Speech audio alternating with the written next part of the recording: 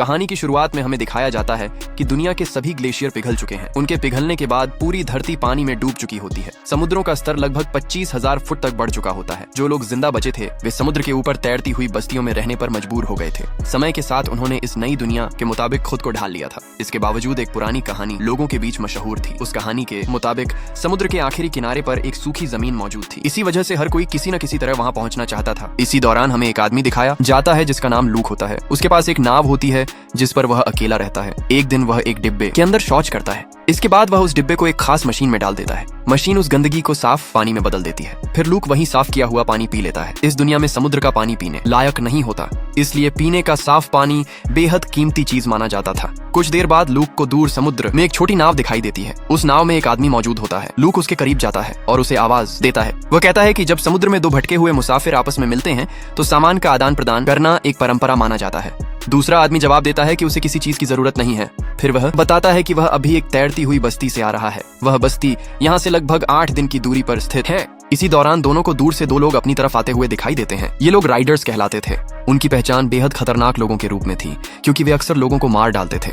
जैसे ही दूसरा आदमी इन राइडर्स को देखता है, वह लूक को कुछ फल दिखाता है। वह बताता है कि ये फल उसने लूक की नाव से चुराए थे। फिर व्यंग्यात्मक अंदाज में कहता है कि अब तुम यहाँ से बचकर नहीं जा सकोगे। इसकी वजह यह थी कि लूक की नाव को नुकसान पहुंच चुका होता है। ये कहने के बाद वह आदमी तुरंत वहां से निकल जाता है। दूसरी तरफ लूक अपनी नाव में लगे एक हैंडल को खींचता है। हैंडल खींचते ही उसकी नाव पर लगे बड़े बड़े पाल खुल जाते हैं। दरअसल लूक की नाव आम नावों से कहीं ज्यादा आधुनिक होती है। इस खास तरह की नाव को ट्राइमरैन कहा जाता था। पाल खुलते ही नाव बहुत तेजी से आगे बढ़ने लगती है, लेकिन वह आदमी जाते जाते लूक की नाव के एक पाल को नुकसान पहुंचा देता है। पाल फट जाने के बाद नाव की रफ्तार कम हो जाती है। इसी दौरान पीछे से आने वाले राइडर्स उस आदमी तक पहुंच जाते हैं और उसे मार डालते हैं। हालांकि लूक किसी तरह उनसे बच निकलने में कामयाब हो जाता है। काफी सफर के बाद लूक उसी तैरती हुई बस्ती तक पहुंच जाता है जिसका जिक्र उस आदमी ने किया था। बस्ती के दरवाजे पर मौजूद लोग उसे रोक लेते हैं। लूक उन्हें अपना सामान दिखाता है। वे लोग बताते हैं कि उनके पास पहले भी बहुत से व्यापारी आते रहते हैं, लेकिन फिर लूक उन्हें मिट्टी दिखाता है। मिट्टी देखते ही वे सब हैरान रह जाते हैं। इस दुनिया में मिट्टी की कीमत बहुत ज्यादा होती है। जिस तरह आज के दौर में हीरे और कीमती जवाहरात अनमोल माने जाते हैं, उसी तरह उस समय मिट्टी एक दुर्लभ खजाना समझी जाती थी। यही वजह थी कि बस्ती के लोग तुरंत लूक को अंदर आने की अनुमति दे देते हैं। अंदर जाकर वे लूक की मिट्टी का वजन करते हैं। उसके पास लगभग 3 किलो मिट्टी मौजूद है। इसके बदले वे उसे 62 सिक्के देने की पेशकश करते हैं, लेकिन लूक इनकार कर देता है। वह कहता है कि उसे 62 नहीं बल्कि उसके 2 गुने सिक्के चाहिए। कुछ सोचने के बाद वे लोग उसकी बात मान लेते हैं और उसे 2 गुनी रकम देने पर राजी हो जाते हैं। उस दौर में मिट्टी सिर्फ दुर्लभ होने की वजह से कीमती नहीं थी, बल्कि इसकी एक और अहम वजह थी। लोग उसी मिट्टी में छोटे छोटे पौधे और सब्जियां उगा सकते थे। इस तरह वे अपने खाने का इंतजाम कर सकते थे। लूक अपने सिक्के लेने के बाद बस्ती के अंदर मौजूद एक दुकान की तरफ जाता है। वहां पहुंचकर वह पीने के लिए साफ पानी खरीदता है। उसी दुकान में उसे टमाटर का एक छोटा पौधा भी दिखाई देता है। लूक उस पौधे को खरीदने की इच्छा जताता है। दुकान चलाने वाली औरत उससे कहती है कि अगर वह यह पौधा लेना चाहता है तो उसे अपने आधे सिक्के देने होंगे। लूक उसकी शर्त मान लेता है। वह अपने आधे सिक्के उसे दे देता है और टमाटर का पौधा खरीद लेता है। जिस औरत से लूक यह पौधा खरीदता है उसका नाम एवा होता है। उसके साथ एक छोटी लड़की भी मौजूद होती है। एवा उस बच्ची की मां नहीं बल्कि उसकी संरक्षक होती है। उस लड़की का नाम ग्रेस होता है। कुछ देर बाद लूक अपना खरीदा हुआ सामान लेकर वहां से जा रहा होता है। तभी बस्ती के कुछ लोग उसके पास आते हैं। उनके साथ एक जवान लड़की भी मौजूद होती है। वे लोग लूक से एक अजीब सी गुजारिश करते हैं। वे चाहते हैं कि लूक उस लड़की के साथ संबंध बनाए। फिर वे कहते हैं कि जब यह लड़की गर्भवती हो जाएगी तो उसके बदले में लूक अपनी जरूरत का सामान लेकर यहाँ से जा सकता है। वे ऐसा इसलिए कहते हैं क्योंकि लूक इस बस्ती का रहने वाला नहीं होता। दूसरी तरफ बस्ती में रहने वाले लोगों की नस्ल समय के साथ कमजोर हो चुकी होती है। उनका मानना था कि बाहर से आने वाले व्यक्ति की वजह से उनकी आने वाली पीढ़ी बेहतर हो सकती है, लेकिन लूक उनकी बात साफ तौर पर ठुकरा देता है। वह जवाब देता है कि तुम्हारे पास ऐसी कोई चीज नहीं जिसकी मुझे जरूरत हो। फिर वह आगे कहता है कि तुम लोग धीरे धीरे खत्म हो रहे हो। यह कहने के बाद वह वहां से जाने लगता है। लूक के इस व्यवहार के बाद बस्ती के कुछ लोगों को उस पर शक होने लगता है। उन्हें लगता है कि शायद वह राइडर्स में से एक है, इसलिए वे उसे रोक लेते हैं। जब वे उसे पकड़ते हैं तो उनकी नजर उसके कानों के पीछे पड़ती है। वहां उन्हें गलफड़े दिखाई देते हैं। ये गलफड़े बिल्कुल वैसे ही होते हैं जैसे मछलियों के होते हैं। उन्हें देखते ही एक आदमी जोर से चिल्लाता है, यह एक म्यूटेंट है। ये सुनते ही लोग तुरंत लूक को पकड़ लेते हैं। वे उसे एक पिंजरे में बंद कर देते हैं। फिर उस पिंजरे को एक बड़े गड्ढे के ऊपर ले जाया जाता है जहां गीली मिट्टी और सड़ी हुई जैविक चीजें मौजूद होती हैं। इसके बाद वे लूक को धीरे धीरे उसके अंदर डुबोना शुरू कर देते हैं। लूक अभी पूरी तरह उस गड्ढे में डूब भी नहीं पाया होता कि अचानक बस्ती पर हमला हो जाता है। हमला करने वाले कोई और नहीं बल्कि राइडर्स होते हैं। इसी दौरान हमें एक और आदमी दिखाया जाता है जिसका नाम नाथन होता है। नाथन एक आविष्कारक होता है। उसके पास एक उड़ने वाला गुब्बारा होता है जिसे उसने खुद बनाया था। जैसे ही हमला शुरू होता है, नाथन एवा और ग्रेस को अपने साथ ले जाना चाहता है। लेकिन इससे पहले कि एवा और ग्रेस गुब्बारे तक पहुंच पाती, गुब्बारा हवा में ऊपर उठ जाता है। उसी पल एवा की नजर नीचे पड़ती है। वह देखती है कि लूक अभी भी पिंजरे में कैद है और धीरे धीरे गड्ढे में डूब रहा है। ये देखकर एवा तुरंत उसकी तरफ दौड़ती है। वह पिंजरे के पास पहुंचती है और लूक के सामने एक शर्त रखती है। वह कहती है, अगर मैं तुम्हें आजाद कर दूं तो क्या तुम मुझे और ग्रेस को अपने साथ ले जाओगे? लूक उसकी बात सुनकर तुरंत हाँ कह देता है। ये सुनने के बाद एवा पिंजरा खोल देती है और लूक को आजाद कर देती है। इसके बाद लूक, एवा और ग्रेस तीनों वहां से भाग निकलते हैं। दूसरी तरफ राइडर्स पूरी बस्ती पर कब्जा कर लेते हैं। वे बस्ती को तबाह कर देते हैं और उसे अपने नियंत्रण में ले लेते हैं। इन राइडर्स का सरदार विक्टर होता है। बस्ती पर कब्जा करने के बाद विक्टर अपने आदमियों को एक खास लड़की को ढूंढने का आदेश देता है। वह कहता है कि उसे हर हाल में वह लड़की चाहिए जिसकी पीठ पर टैटू बना हुआ है। वह दरअसल ग्रेस के बारे में बात कर रहा होता है। ग्रेस की पीठ पर एक अजीब सा टैटू बना होता है। राइडर्स का मानना था कि यही टैटू सूखी जमीन तक पहुंचने वाला नक्शा है। इस दुनिया में मूल रूप से 3 अलग अलग तरह के समूह मौजूद थे। पहला समूह राइडर्स का था। ये लोग दूसरी बस्तियों पर हमला करते थे। दूसरा समूह सामान्य इंसानों का था। ये लोग समुद्र के ऊपर बनी बस्तियों में रहते थे, आपस में व्यापार करते थे और किसी तरह अपनी जिंदगी गुजारते थे। तीसरा समूह म्यूटेंट्स का था। इनके कानों के पीछे गलफड़े होते थे, बिल्कुल मछलियों की तरह। इन्हीं गलफड़ों की वजह से वे पानी के अंदर भी सांस ले सकते थे। लूक भी इन्हीं म्यूटेंट्स में से एक होता है। बस्ती से निकलने के बाद लूक एवा से एक कठोर बात कहता है। वह कहता है कि हमें ग्रेस को मार देना चाहिए। वह इसकी वजह भी बताता है। लूक कहता है कि उनके पास इतना साफ पानी नहीं है कि 3 लोग लंबे समय तक जिंदा रह सकें। इस दुनिया में पीने के पानी की कीमत बहुत ज्यादा होती थी क्योंकि समुद्र का पानी इस्तेमाल के लायक नहीं था।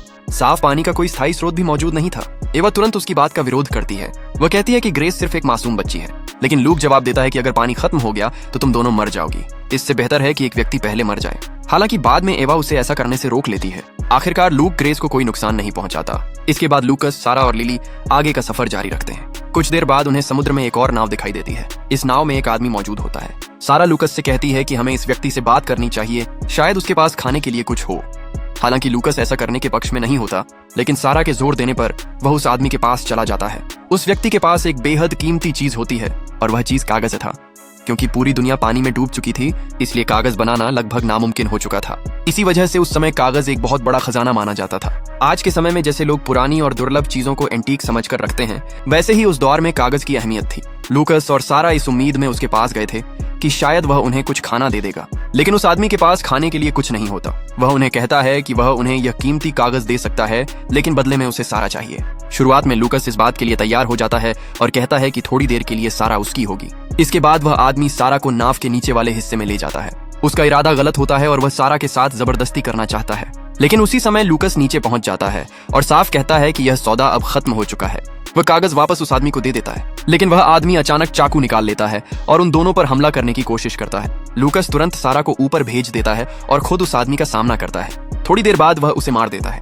लूकस को पता होता है कि सारा और लिली दोनों भूख से परेशान हैं और वह खुद भी काफी समय से भूखा था, इसलिए वह समुद्र में छलांग लगा देता है और पानी के अंदर जाकर एक बड़ी मछली का शिकार करता है। जब वह वापस आता है तो उनके पास खाने के लिए पर्याप्त भोजन हो जाता है। खाना खाते समय लिली लूकस से कहती है कि उसे तैरना नहीं आता। वह मजाक में कहती है कि काश उसके पैर भी लूकस जैसे होते।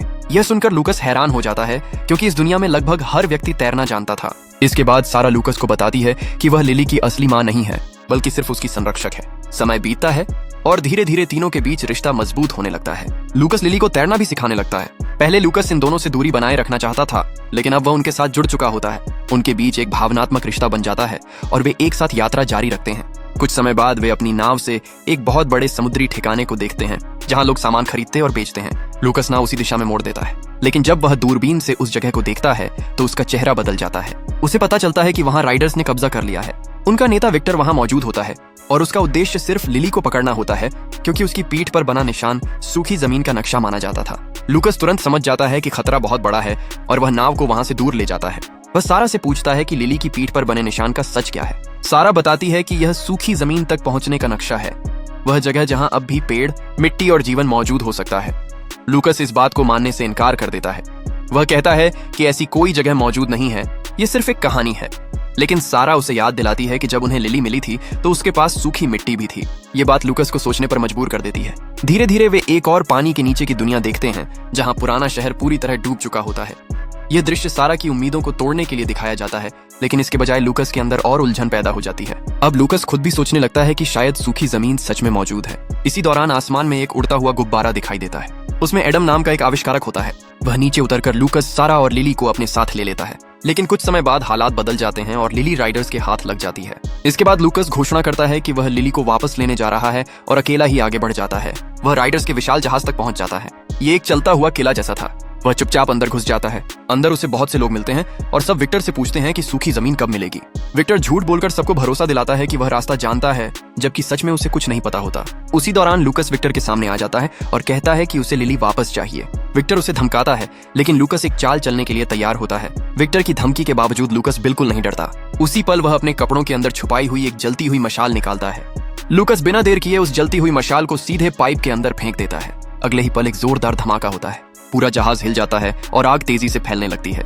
विक्टर के कई आदमी उसी विस्फोट में मारे जाते हैं। चारों तरफ अफरा तफरी मच जाती है। इस मौके का फायदा उठाकर लूकस तेजी से उस जगह की तरफ भागता है जहां लिली को कैद रखा गया था। वह लगातार सीढ़ियां चढ़ता हुआ आगे बढ़ता है, लेकिन जब वह वहां पहुंचता है तो विक्टर लिली को लेकर एक छोटे जहाज जैसे विमान में बैठकर भागने की कोशिश कर रहा होता है। लूकस तुरंत उसके पीछे दौड़ता है। वह एक रस्सी पकड़कर बड़ी चालाकी से उसे विक्टर के विमान से बांध देता है। कुछ ही क्षणों में विमान अपना संतुलन खो देता है और बुरी तरह से जहाज पर गिरकर टूट जाता है। अब पूरा बड़ा जहाज तेजी से डूबने लगता है। हर तरफ आग, धुआं और चीख पुकार मची होती है। लेकिन इससे पहले कि जहाज पूरी तरह डूबे, एडम और सारा अपने उड़ने वाले गुब्बारे के साथ वहां पहुंच जाते हैं। वे नीचे रस्सी फेंकते हैं। लूकस और लिली उस रस्सी को पकड़ लेते हैं और सुरक्षित ऊपर खींच लिए जाते हैं। उसी समय नीचे जहाज में एक और बड़ा धमाका होता है, जिससे उसका बड़ा हिस्सा पूरी तरह नष्ट हो जाता है। विक्टर के लगभग सभी लोग मर जाते हैं और उसकी ताकत खत्म हो जाती है, लेकिन विक्टर अभी भी जिंदा रहता है। वह पानी में एक जलवाहन पर सवार होकर गुब्बारे का पीछा करता है और लगातार फायरिंग करता है। उसका निशाना लिली होती है। अचानक एक गोली गुब्बारे के बहुत पास लगती है। झटका लगने से लिली संतुलन खो देती है और सीधे समुद्र में गिर जाती है। अब वह अकेली पानी में होती है और 4 राइडर्स उसकी तरफ बढ़ते हैं ताकि उसे पकड़ सकें। गुब्बारे में मौजूद लूकस ये देख लेता है। वह तुरंत रस्सी अपने पैर से बांध लेता है और बिना देर किए सीधे पानी में छलांग लगा देता है।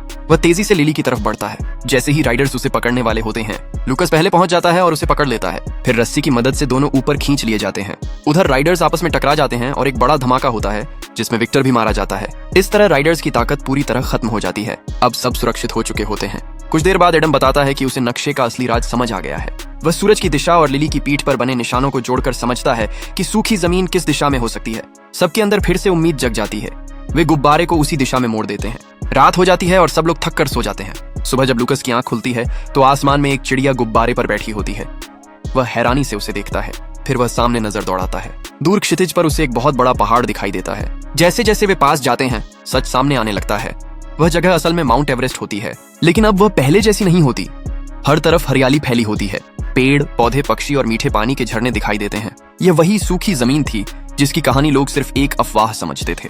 जब वे आगे बढ़ते हैं तो उन्हें एक झोपड़ी दिखाई देती है। अंदर जाने पर वहां 2 कंकाल पड़े होते हैं। ये लिली के माता पिता होते हैं। वहीं उन्हें टैटू बनाने का सामान भी मिलता है। इससे पूरी सच्चाई सामने आ जाती है। लिली के माता पिता जानते थे कि वे ज्यादा समय तक जीवित नहीं रह पाएंगे, इसीलिए उन्होंने लिली की पीठ पर सूखी जमीन का नक्शा टैटू के रूप में बना दिया था। फिर उन्होंने उसे एक टोकरी में रखकर समुद्र में छोड़ दिया। साथ में सूखी मिट्टी भी रखी। उनकी उम्मीद थी कि कोई ना कोई उसे ढूंढ लेगा और उसकी मदद से इस जगह तक पहुंच जाएगा। और अंत में वही हुआ जिसके लिए उन्होंने सब किया था। लिली सुरक्षित रूप से अपनी असली धरती तक पहुंच गई, लेकिन लूकस के अंदर अभी भी बेचैनी थी। उसे यह जगह पूरी तरह अपनापन नहीं देती थी। वह खुद को समुद्र का हिस्सा मानता था। उसे ऐसा लगता था जैसे समुद्र उसे वापस बुला रहा हो। इसलिए वह एक नई नाव बनाता है और फिर से समुद्र की तरफ जाने का फैसला करता है। लिली और सारा उसे रोकने की कोशिश करते हैं, खासकर सारा, क्योंकि अब वह उससे प्यार करने लगी होती है। लेकिन लूकस अपना फैसला बदलने को तैयार नहीं होता। आखिरकार वह दोनों को अलविदा कह देता है और अपनी नई नाव में बैठकर दूर चला जाता है। धीरे धीरे वह उस दुनिया की ओर लौट जाता है जिसे वह अपना असली घर मानता था। और इसी के साथ ये कहानी समाप्त हो जाती है।